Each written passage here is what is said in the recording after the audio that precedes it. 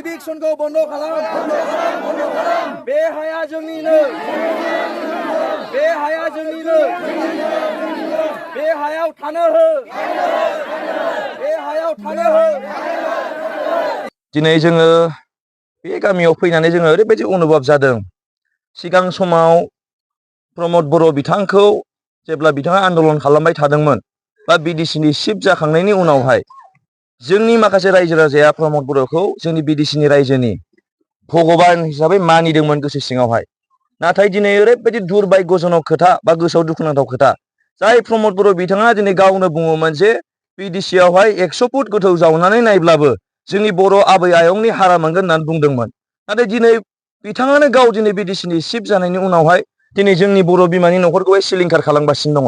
दिनै बे ओनसोलावहाय एसेबां दुखुनांथाव बाथ्रा जे सानै जोंनि सानै बाजैमोन दंमोन बिथांमोना प्रेगनेन्ट वमेन दिनै बिथांमोननि उदैयावहाय 8 मास 9 मासनि गथ' दंमोन दिनै बिथांखौ इभिक्सन खालामनायनि मुङावहाय दिनै फरेस्ट अफिसाव लांना बिथांमोनखौ हरसे दोनहैदों।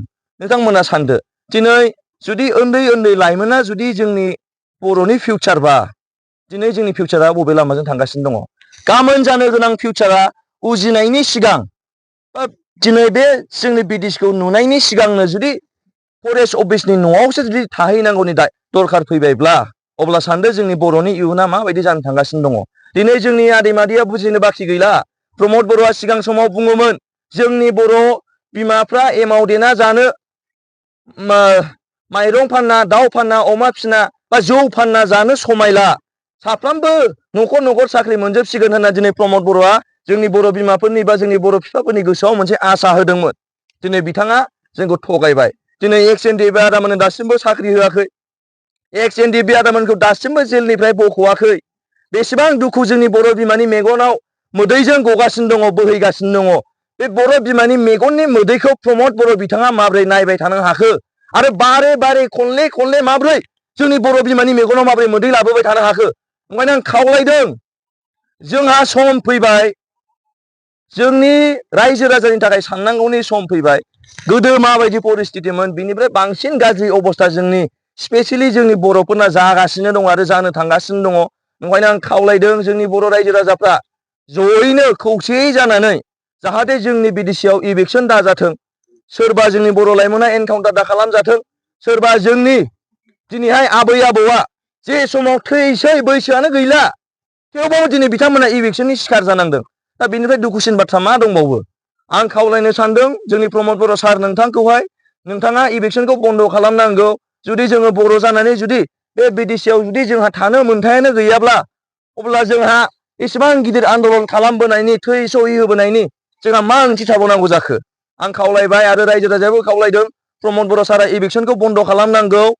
बारे इभिक्सन खालामबाय थानाया जोंनि बर' बिमानि मेगनाव जोबोर खनले मोदै लाबोबाय थादों। ओंखायनो आं आखाइ खबजबना दिनैहाय रायजो राजानि जानानै आं प्रमद बर' सारखौ खावलायबाय नोंथाङा इभिक्सनखौ थाबैनो बन्द' खालामनांगौ आरो जुदि नोंथाङा इभिक्सनखौ बन्द' खालामाब्ला नोंथांनि गाज्रि दिन फैनो थांगासिनो दङ। बेखौ जोंनि रायजो राजाया बुजिनो आरो बाखि गैला। गोजोनथोंसै। इभिक्सनखौ बन्द' खालाम बे हाया जोंनिनो बे हाया जोंनिनो बे हायाव थानो हो बे हायाव थानो हो इभिक्सन बन्द' खालाम इभिक्सन बन्द' खालाम जोंहा थानो मोनथाय दं।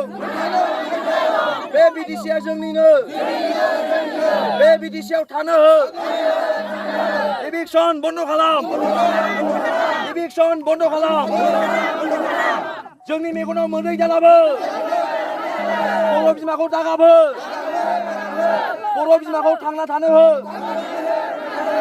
बर' फिसाखौ थांना थानो हो इभिक्सन बन्द' खालाम।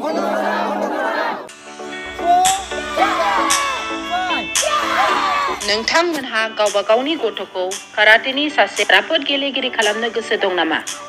हादरसायारि, हादरारि, हादर गेजेरारि थाखोसिम गेलेग्रा खालामनो गोसो दंब्ला नोंथाङा गोबाव दा खालामसै। सासे राफोद रोंखा राखा काराटे गेलेगिरि खालामनो थाखाय नोंथाङा जानजि खाफ्रादो आरो मुं थिसनहैदो गलामगुरि काराटे एकाडेमियाव। रोखा खौरांनि थाखाय 8720 903713 मबाइल नाम्बाराव कन्टेक्ट खालामनो हागोन। बेबायदिनो बड' हाउस काराटे एकाडेमिनि थाखाय 6900451157, बेंटल काराटे एकाडेमिनि थाखाय 9678041226, बेरहांगाव काराटे एकाडेमिनि थाखाय 6901341656 आरो धालिगाव काराटे एकाडेमियाव मुं थिसननायनि थाखाय 8720903713 मबाइल नाम्बाराव खौरां लानो हागोन।